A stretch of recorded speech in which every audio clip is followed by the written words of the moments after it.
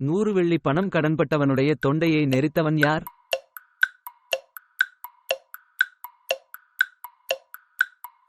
10,000 வாங்கியவன்.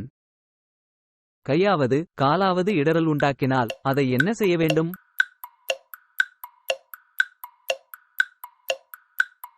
தரித்து எறிந்து போட வேண்டும். சிறியரில் ஒருவனாகிலும் கெட்டுப்போவது யாருடைய சித்தமல்ல?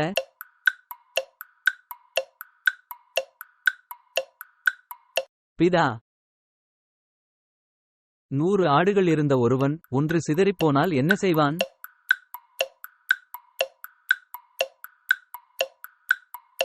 தேடுவான். குற்றஞ்செய்கிற சகோதரனுக்கு எத்தனை தரம் மன்னிக்க வேண்டும் என்று இயேசுவிடம் கேட்டவன் யார்? பேதுரு. சிறியவர்களின் தூதர்கள் பரலோகத்தில் யாரை தரிசித்துக் கொண்டிருக்கிறார்கள்?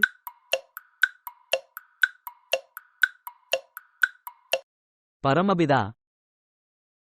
கெட்டுப்போனதை ரட்சிக்க வந்தவர் யார்?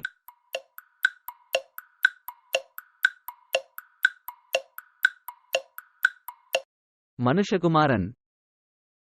மனந்திரும்பி பிள்ளைகளைப் போல ஆகாவிட்டால் எங்கே பிரவேசிக்க முடியாது?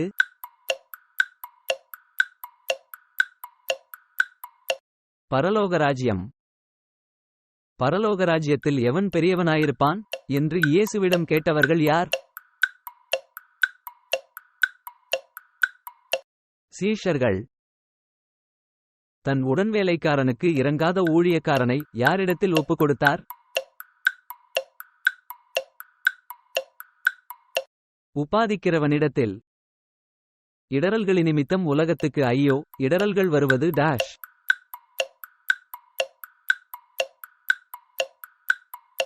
அவசியம். தன் உடன்வேலைக்காரனை மன்னிக்காத மனிதனை இயேசு எவ்வாறு அழைக்கிறார்?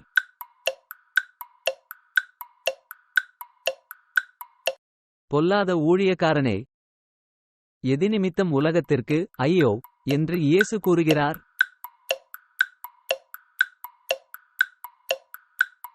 இடறல்கள். பூமியிலே எத்தனை பேர் ஒருமனப்பட்டு ஒரு காரியத்தை வேண்டிக் கொண்டால் பரலோகத்திலிருக்கிற பிதாவினால் அது அவர்களுக்கு உண்டாகும்? 2 பேர். சபைக்கு ஒருவன் செவிகொடாமற் போனால் அவன் யாரைப்போல் காணப்பட வேண்டும்?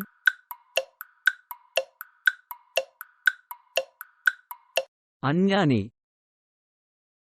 இயேசு பேதுருவிடம் எத்தனை தரம் மன்னிக்க வேண்டும் என்று கூறினார்?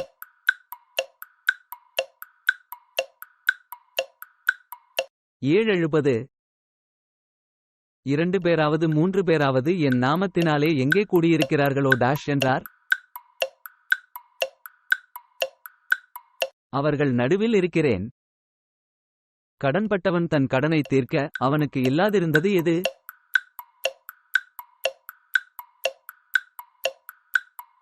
நிர்வாகம். ஆண்டவன் கோபமடைந்து யாரை உபாதிக்கிறவர்களிடம் ஒப்புக் கொடுத்தான்?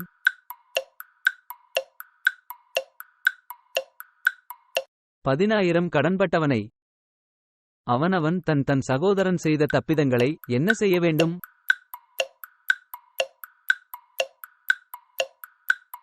மன்னிக்க வேண்டும்.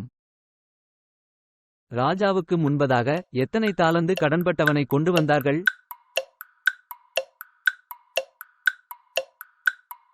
10,000. காணாமற்போன ஆட்டை கண்டுபிடிக்கப் போகிறவன் பிற ஆடுகளை எங்கே விட்டுப் போவான்?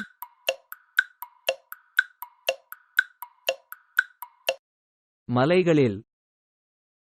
தன் ஊழியக்காரரிடத்தில் கணக்கு பார்க்க வேண்டுமென்றிருந்த ஒரு ராஜாவுக்கு ஒப்பாயிருக்கிறது எது? பரலோகராஜ்யம். 100 வெள்ளிப்பணம் கடன்பட்டவன் தன்னிடத்தில் யார் பொறுமையாயிருக்க வேண்டுமென்று கெஞ்சினான்? 10,000 கடன்பட்டவன். நியாயம் விசாரிக்க எத்தனை சாட்சிகள் வேண்டும்?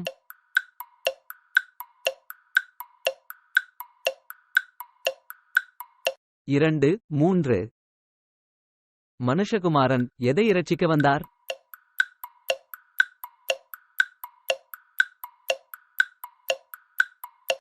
கெட்டுப்போனதை. குற்றஞ்செய்த சகோதரனிடம் எப்பொழுது குற்றத்தை உணர்த்த வேண்டும்?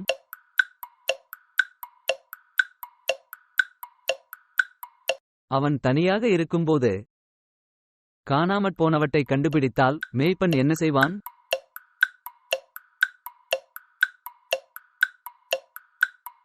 அதிகமாய் சந்தோஷப்படுவான். நான் உனக்கு இறங்கினது போல நீயும் உடன் வேலைக்காரனுக்கு இறங்க வேண்டாமோ என்று ராஜாவால் அறிவுறுத்தப்பட்டவன் யார்? 10000 கடன்பட்டவன். சகோதரன் தப்பிதங்களை மன்னியாதவர் யார்?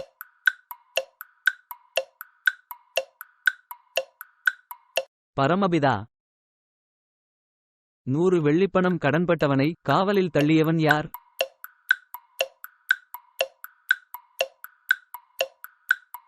பதினாயிரம் கடன்பட்டவன்.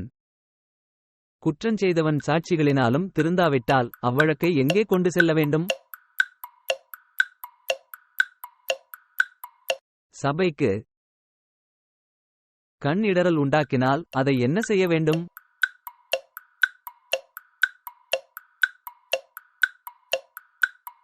அதை பிடுங்கி எறிந்துவிட வேண்டும்.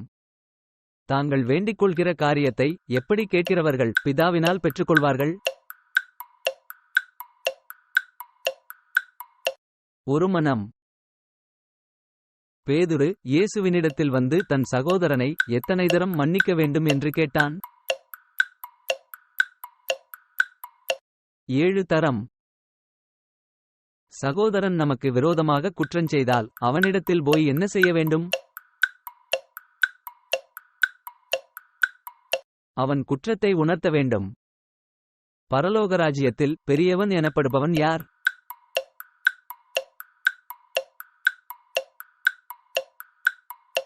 தன்னை தாழ்த்துகிறவன். 10000 கடன்பட்டவனை மன்னித்து விடுதலை பண்ணியவன் யார்?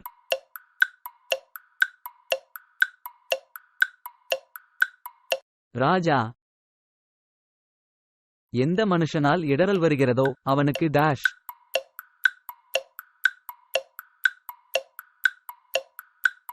ஐயோ.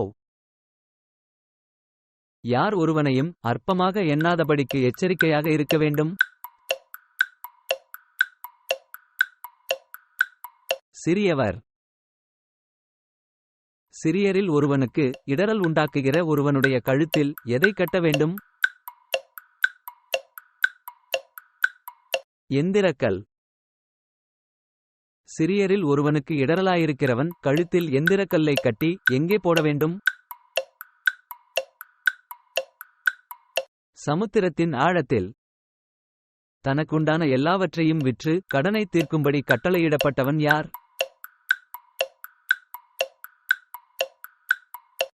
கடன்பட்டவன். இயேசுவினிடத்தில் விசுவாசமாயிருக்கிற சிறியரில் ஒருவருக்கும் எதை உண்டாக்கக்கூடாது? இடறல்.